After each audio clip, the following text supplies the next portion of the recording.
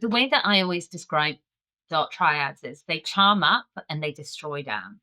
So they're always charming the people who are in power, people who they need, and they progress very quickly in their careers, partly because of this. They're strategic, they know where to put their energy. They're generally not the best people at their work, but they somehow seem to sail through their careers. But they are also awful to work with in lots of other ways. So they're hugely unpredictable. That creates a chronic stress where you can't predict how someone's going to behave. And so you become emotionally hypervigilant. It drains our cognitive resources. It's very tiring to be around. The Yeah. people around these people can be quite easily spiraled into a chronic state of stress, a complete depletion of their emotional, physical, and cognitive resources. I would say if you find yourself in a scenario where you're working directly for a dark triad and it doesn't suit you, leave. You have agency to just not be there and go and do something else and be with people that don't suck the life out of you and make you feel burnt out and worthless. Life is too short to be trying to solve someone else's riddles and problems with life. That's what I genuinely believe. I believe that your life, your mental well-being, your relationships, your existence is far too important to be trying to work out ways of working with these people. Series 4, Episode 7, The Dark Triad and Burnout. Today's conversation explores a topic that can sound quite dramatic when we first hear it, the Dark Triad. Over recent episodes of the podcast, we've been exploring the hidden relational and psychological contributors to burnout through our conversations on narcissistic dynamics, trauma, nervous system regulation, and adverse childhood experiences. And in this episode, I'm joined by business psychologist and therapist Dannielle Haig to unpack how certain personality traits can quietly shape workplace culture, leadership dynamics, and ultimately the emotional well-being of the people around them. Together, we explore the 3 overlapping traits that make up what's known as the Dark Triad and how these patterns can sometimes sit behind the highly charismatic, high-performing, and influential individuals. We also explore why some people seem to be so vulnerable to over-adapting in these environments, how burnout can become deeply relational rather than simply workload-driven, and why connection, community, and nervous systems recovery matter so much. I hope this conversation helps you to reflect on workplace culture, leadership, and maybe most importantly, the environments in which you yourself are truly able to be well and thrive. Welcome, Dannielle. I'm really excited to have you here today to unpack the Dark Triad. And I wondered, as a starting point, if you might offer a definition of it in the way that you usually would describe this to people who've come across it for the first time. Absolutely. Well, thank you so much for having me here, Jayne. Yes, the Dark Triad. Wow, as such an intriguing personality. So the Dark Triad it's made up of 3 individual but overlapping personality traits. So narcissism, Machiavellianism, and psychopathy. And basically, you find these, we all probably have some elements of these personality traits within us, but for these people, they are much higher.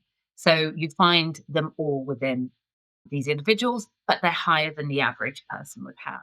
So they are individual and they have their own characteristics, but they also have overlapping characteristics as well. So narcissism, I mean, I could talk about this all day, Jane. So you're going to have to calm me down if I go too far. But narcissism, just to be very quick, because I know you've got already had a podcast on narcissism. Narcissism is a really interesting personality trait. People think it means that they love themselves, and it might come across that way, but actually they're incredibly insecure individuals. I call them Christmas baubles. They're very pretty and sparkly and shiny, but very fragile. And that is just like the narcissist. Everything is about projecting the image of who they wish they were rather than who they think they are. So their entire lives revolve around this projection of who they think they are and who they want to be and who they most importantly want you to think they are. that's why everything that they do revolves around it. It's also incredibly difficult to maintain this facade. If you think about, could you imagine pretending to be somebody else on a daily basis? It's incredibly exhausting. And it tends to, you might think, well, what's the problem with that? Why is it a problem that they behave this way?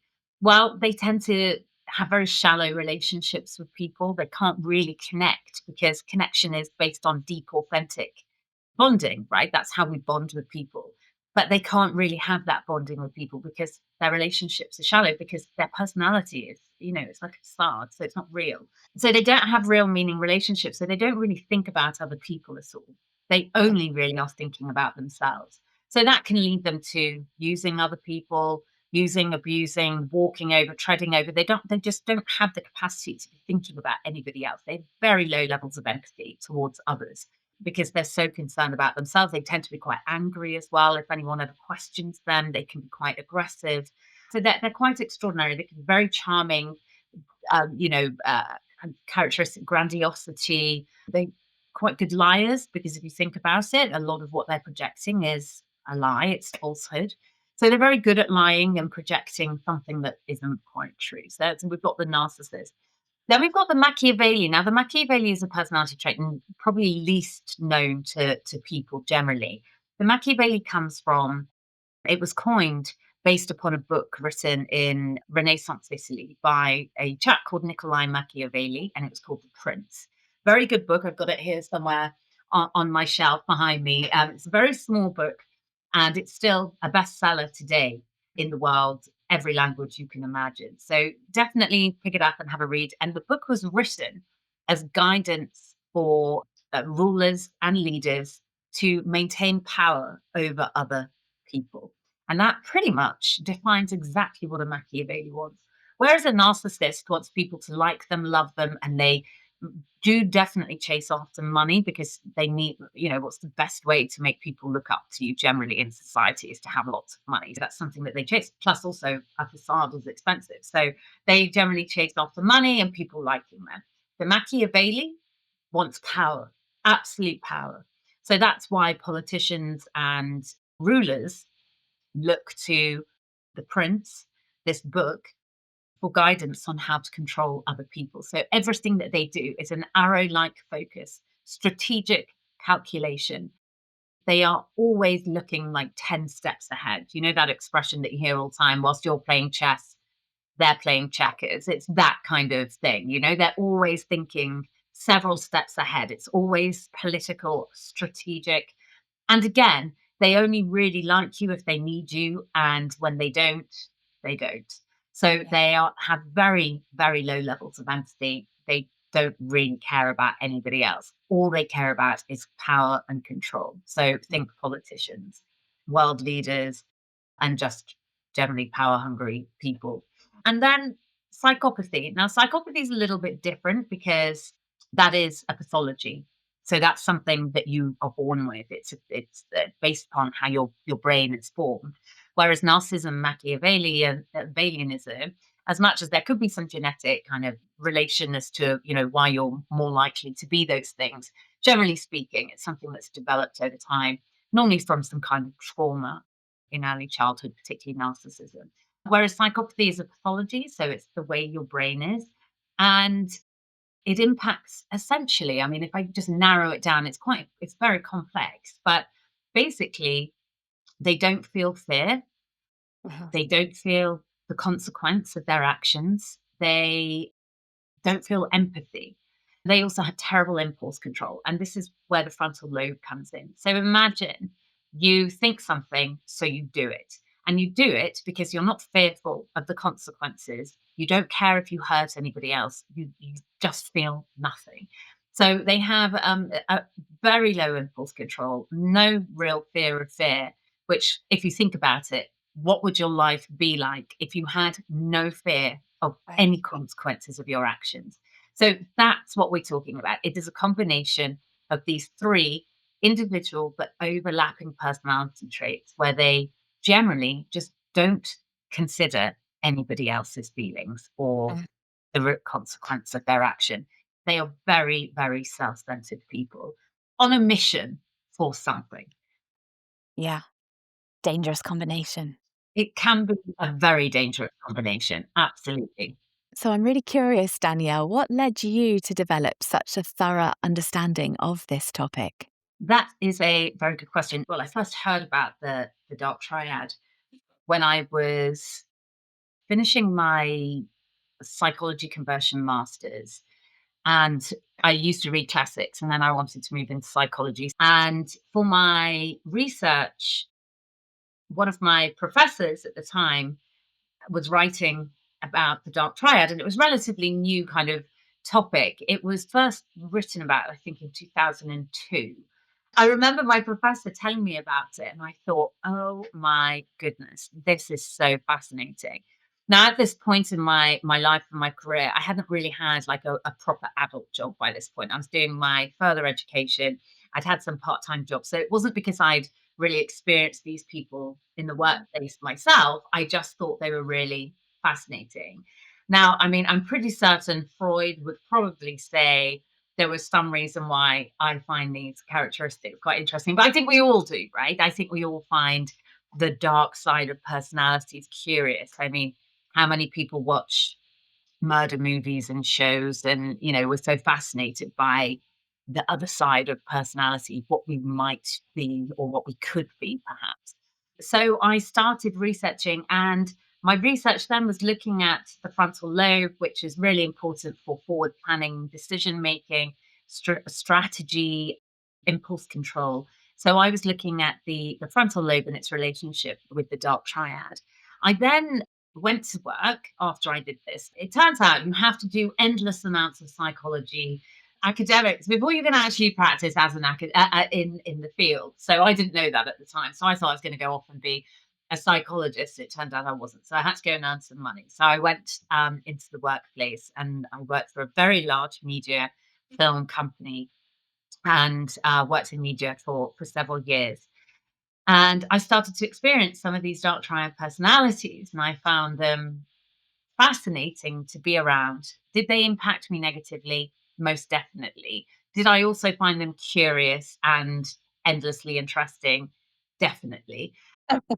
At the same time, whilst I was working, I was also training to become a counselor and a therapist. And so I started to understand a lot more from a different point of view about the people that I was working with. And I will come to a conclusion about this question in a minute. So when I was working, I really hated it. I hated this job. I hated working in this particular, well, with these people, as I was also discovering about myself, doing therapy training, all of this kind of stuff. And so I went back to university and I read business psychology, did a business psychology master's this time. And I worked with a professor over at UCL, and we started looking into how do you measure dark triad personalities in the workplace. So looking into psychometric measures. How do you measure or do a self-report on somebody that Yeah. is a brilliant liar, doesn't necessarily particularly self-aware or know how they behave, and are great at presenting themselves exactly how they should be. So how does one actually create a self-measure for that? So that's what I did. Ever since then, I've been working and researching and trying to understand more about these personalities in the workplace, very much to understand them, to help, and I definitely work with these people on a one-to-one basis, but I also work with their teams and organizations to help. How do we work around them? How do we mitigate the impacts of their behavior whilst also trying to help them mitigate their own behavior and their own impact as well? That, I mean, that's just one thing that I do when with regards to dark triads. Yeah, fascinating and interesting to hear how much you weave together in the different aspects of further study and education that you've done. And yeah, Yeah, so it looks at like the brain, looks at measuring, looks at them in the workplace, and also just a lot of reflection on just generally understanding why it is that these people do what they do, and why are they who they are. And I think that's what's really interesting about these personalities is why are they doing what they're doing. yeah, and I'm aware as well. Even the name itself, can feel quite intriguing because it sounds as though I I don't know, for me at least, conjures up internally some big super villain from like a film. And Well, yet, Jane, listen to this then. You'll be fascinated to know that it's known as the James Bond personality. well, that's what I was wondering. But because I was going to say, in reality, it's undercover. Like nobody really is necessarily. Well, no, they wouldn't be overt about it. Most certainly, I think it's definitely something. Well, depending, it's very complicated because, like most personalities, you can be more of one thing and less of another.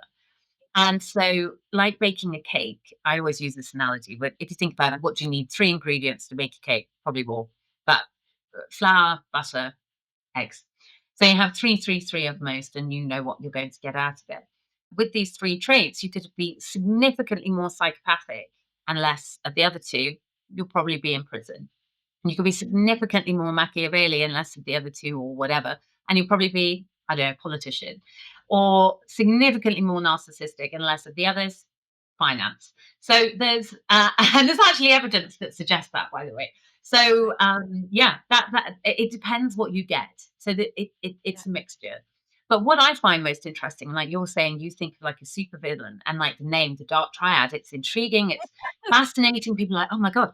But if you think about it as the James Bond personality, James Bond is probably the person that most men want to be. Men are endlessly enamored by James Bond. But if you think about it, he is the actual perfect Dark Triad. He has no friends, no connections, no real ability to connect with other people. Um, he is prepared to kill for a living. Doesn't feel the consequence of killing people. He is manipulative. He lies. He has multiple sexual partners. He's a bit of a loner. He's very selfish. Has very low degrees of empathy, and he's very flashy suits and cars. So, and all the toys you can imagine. So he really is the Dark Triad, and he is the person most men, if they're honest, probably really are. I don't know whether they admire or aspire to be, or would love to be secretly, or maybe not so secretly. So it's really interesting that like you can see it as a really it's like, oh, the Dark Triad. But actually, do people really want to be like that? right, Perhaps. It's right, curious. yeah, very.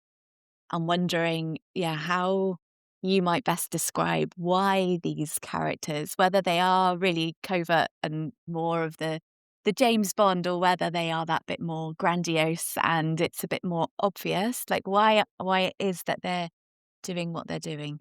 Yeah, I think that, I mean, first of all, um, come back to the kind of nature nurture argument, I think is really important. When it comes obviously to the psychopathy, that's, it's how you're born. It's a pathology. It's, you can't just not be a psychopath if you're born a psychopath. There are some things that can be done to kind of contain it a little bit. But generally speaking, it is what it is. Narcissism, and I'd love to actually know your thoughts on this as well from previous conversations you've had. But from my research, I've always been led to believe, and it appears that narcissism generally comes from childhood trauma, whereby, whether it's bullying or they grew up in a really traumatic environment, and it becomes an escapism. They feel like they're not accepted for who they are as a person. They don't belong. Who they are is a problem. So they must become somebody else. And generally, that's where the narcissistic personality comes from. And then Machiavellianism, again, I feel like, generally speaking, if you want so much of something, it's generally because you feel it's lacking somewhere in your life. So, for example, why do people assert so much control over certain things in their life? It's because they feel that they don't have control over that area. And so it's the same with Machiavellianism. There's this insatiable desire for power, for control, generally comes from something in childhood where people have not had power and control. And so it then translates into chasing something. So it comes out of the personality traits, but then also why do they do what they do? Is because there's something in their mind, they've got a goal, something that they're working towards, something that is, it's like an insatiable drive, and it shapes all of their behaviors and their actions and their decision making. And that becomes their purpose, their driver in life becomes, as a consequence of something. that generally has happened in their formative years. Thank you. I guess the sort of the thread, as you said, we spoke to narcissism on one of the other podcast episodes with Kathleen Saxton, and spoke a little bit about what does shape this very fragile sense of an individual's version of themselves, and then what they, the way in which they then go about essentially protecting themselves and trying to make up for that.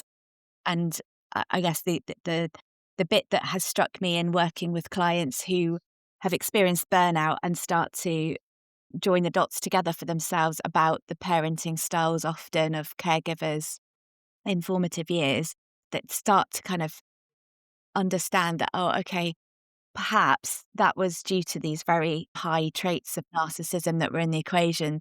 Sometimes what will come through what somebody knows of their parent was an understanding that actually they didn't receive a lot of love. And it Yeah. might not necessarily have been that they were abused in terms of like physical abuse, or Maybe emotional neglect, perhaps. but Yeah.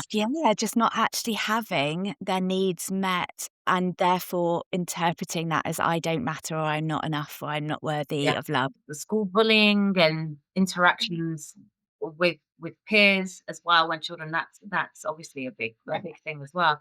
And then of course now social media, sadly, plays massively into the childhoods of people today, sadly.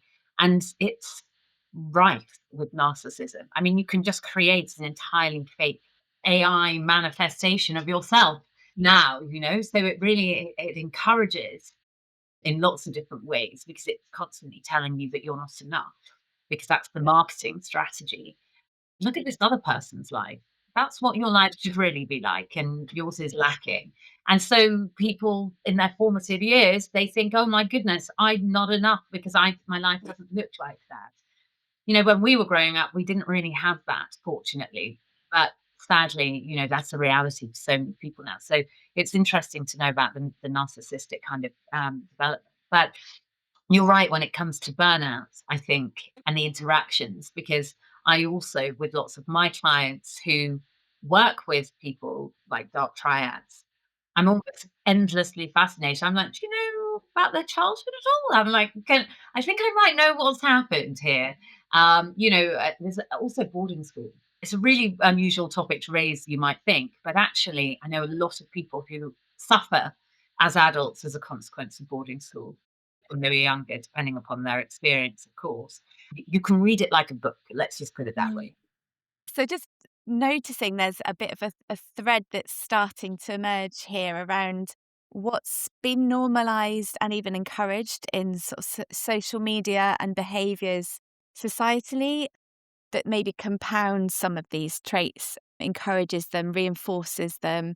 And I was sort of starting to think about organizational settings, and where, especially with high performing work cultures, where that will equally normalize some of that, but also reward it. So the people that end Absolutely. up kind of progressing are the ones that have got these traits that then perpetuate workplace culture that's really Yes. not good for everybody else to be in, on the Absolutely. receiving end 100%. relationally. Well, this is the area that I work that's what I do as a business psychologist. So I work with professionals and with organizations. So the way that I always describe dark triads is they charm up and they destroy down. So they're always charming the people who are in power, people who they need, and they progress very quickly in their careers, partly because of this. They're strategic, they know where to put their energy. They're generally not the best people at their work, but they somehow seem to sail through their careers.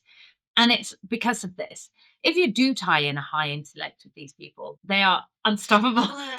They really are. They're absolutely amazing. I mean, I work with some of these people, and look, they absolutely can do some terrible things, but they also are change makers.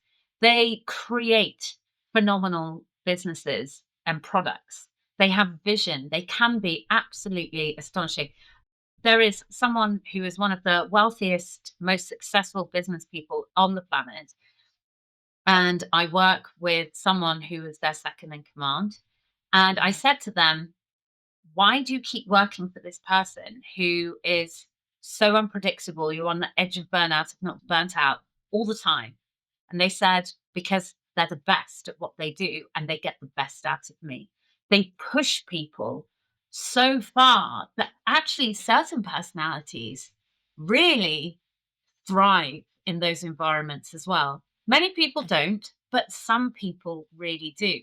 And, if they can be managed and controlled a little bit, they you can subsequently kind of hold back and prevent some of the impact that they have on other people.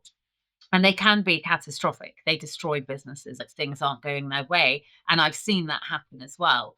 Professor Adrian Furnham, he talks about this a lot. He's got a book or a paper called Derailers. Definitely worth having a look at if you're interested in the impact of these people. But, they can do amazing things, but they are also awful to work with in lots of other ways. So they're hugely unpredictable. And we know that in psychology, humans, like unpredictable and uncertainty, they are basically our kryptonite. We hate things that aren't predictable. We hate the uncertain. And it sets off our fight or flight mechanism, even if it's underlying constant sense of, oh my God, what's coming now? It's a little bit like what's going on in the world generally right now. We're all feeling a little uncertain. I feel like we're all not sure what's going to be in the news this afternoon, let alone tomorrow or next week. There's no certainty of life at the moment, and it makes you on edge, right? Like you feel anxious, you feel nervous. But imagine working with that. That creates a chronic stress where you can't predict how someone's going to behave. And so you become emotionally hypervigilant. You're always looking out. There's a really good book called Walking on Eggshells. I can't remember who the author is, but it's about living with people with narcissism.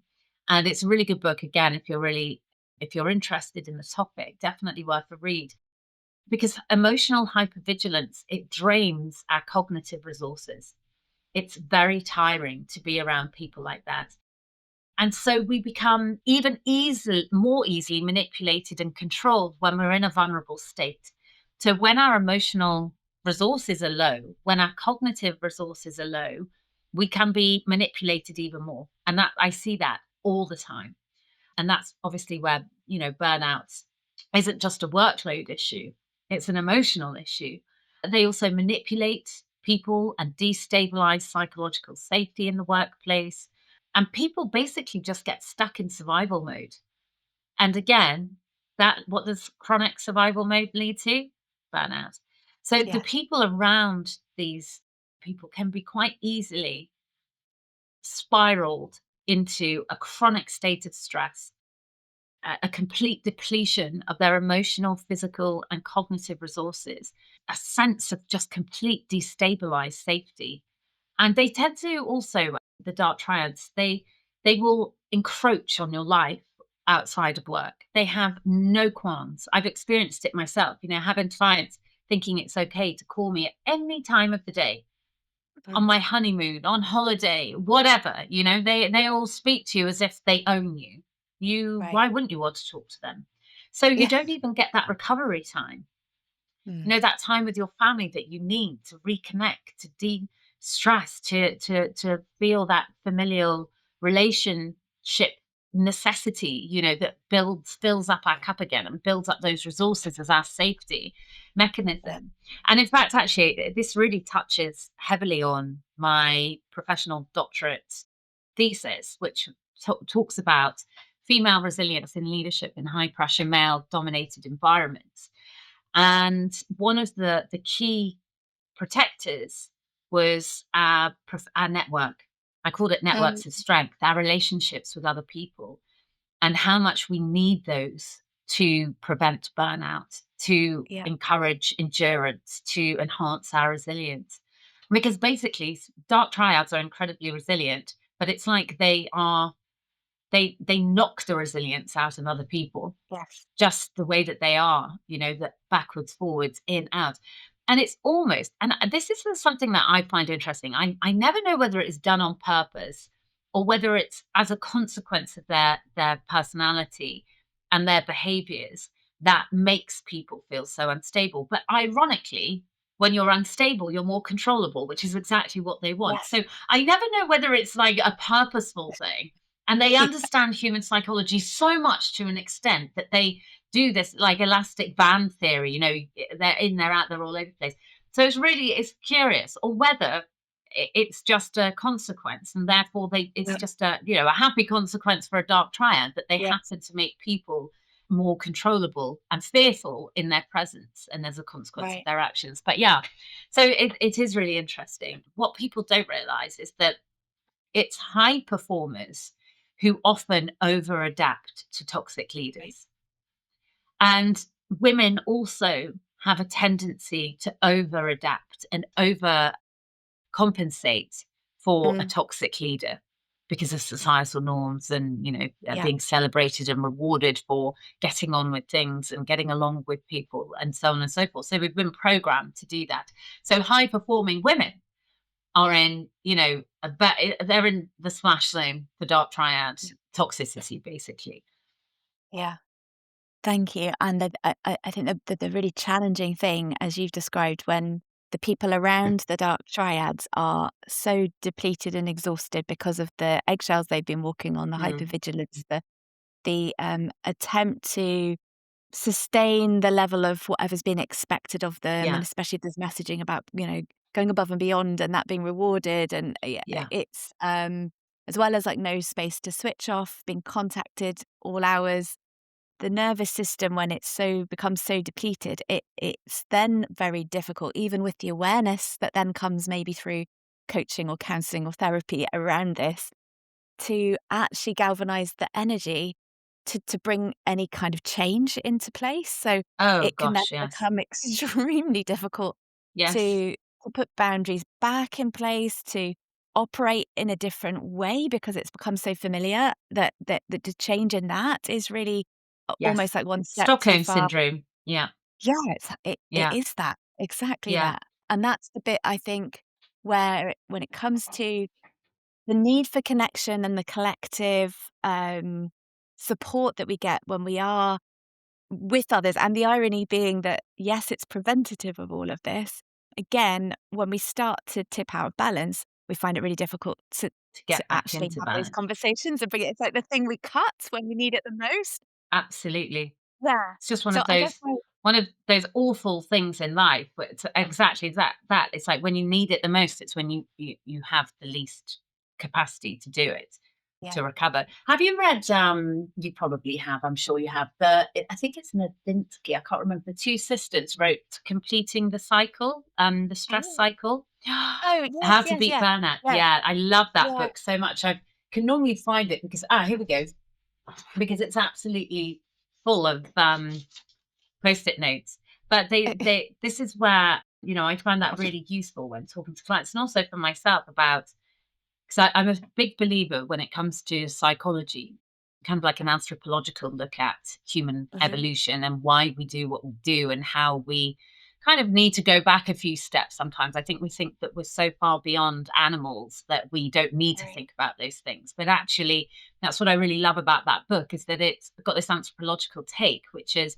if you imagine a caveman has just been out fighting a saber-toothed tiger and they've fought it or run away from it, which is obviously, where our fight or flight mechanism was our greatest asset that we had, and pretty much all that we had in our brains for a very, very, very long time, where our amygdala sits. And so what would they do? They'd go back to their cave or their tribe or their group of people, and they'd sit down and they'd feel safe, and they'd talk about, oh God, whatever, draw on a cave, explain what they were doing, have a meal, sit together, do whatever, and then their nervous system would reset and they would complete what was going on. And we feel, I think, especially, perhaps it's maybe too general, but being a Londoner myself, our village, our tribe is so, it's so far away from us sometimes. It's not always on our doorstep. It's not always easy to reconnect with people. We've become so kind of individualistic in our approach. Yeah.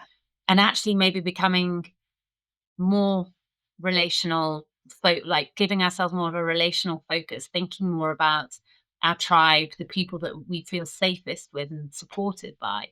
And we need to invest in that. That's probably one of the most important things in our entire lives, I would say, for so many biomarkers of our health.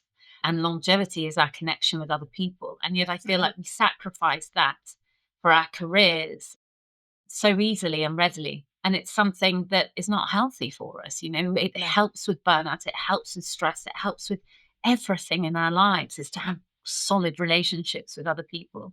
So Yeah. important. It's interesting that you sort of started bringing that in, because the thing I was feeling to ask you in kind of closing our conversation today was around the systemic piece, and how do we create what I call communities of care in our workplace cultures, so that we've got the support that people need, that these individuals don't then have that power to do harm in the way that they do, like leaving this mass destruction behind them. Yeah, maybe there's not an answer to that that we can Well, I was bring going in to the say, I think podcast I probably today, have but quite a controversial take on this. I believe that some people will thrive in the presence of dark triads. Some Mm. people that I've worked with, they them for what they are. They don't take it personally. They are high performers and they're like, I don't really care. They can do whatever they want and they don't feel the impact by it. They have a particular makeup themselves, a particular mindset, particular psychology, a particular, traits that they don't actually get hugely impacted by them. Yeah. And other people, like most normal people, they are. And I've seen these people destroy people's lives. I would say if you find yourself in a scenario where you're working directly for a dark triad and it doesn't suit you, leave. You have agency to just not be there and go and do something else and be with people that don't suck the life out of you and make you feel burnt out and worthless. Life is too short to be trying to solve someone else's riddles and problems with life. Yes. That's what I genuinely believe. I believe that your life, your mental well-being, your relationships, your existence is far too important to be trying to work out ways of working with these people. Go and work somewhere else where you don't have to deal with it. I genuinely believe that. If it does suit you, go thrive, take one for the team, go and do your thing and be brilliant. But if you don't, not many people do that. It's some people.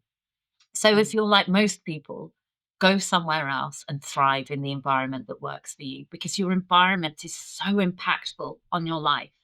And if you think about it as well, because it's a decision for your family, it's not just, and friends, it's not just a decision for your health.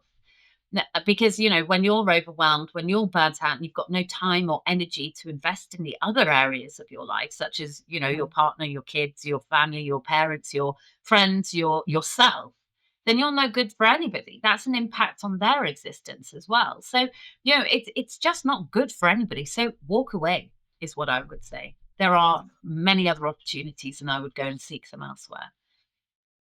I love that. What an impactful ending, I think, for our conversation today. Thank you so very Wonderful. much, Thank you, Dannielle. Jayne. It's been a pleasure speaking with you. Thank you for listening to Burnout to Brilliance. I hope today's conversation offered you insight, comfort, or a spark of inspiration to carry into your week. If you enjoyed the episode, please do take a moment to follow the podcast. Share it with someone who might benefit, write a review, and connect with me, Jayne Morris, MCC, and Balanceology over on LinkedIn or at balanceology.uk, where you'll find more tools, training, and community support. Remember, burnout isn't the end of your story. It's an invitation to rewrite it. Until next time, sending you my warmest wishes. Please do stay connected. And together, let's keep creating the communities of care that have the real power to help us collectively move from burnout to brilliance.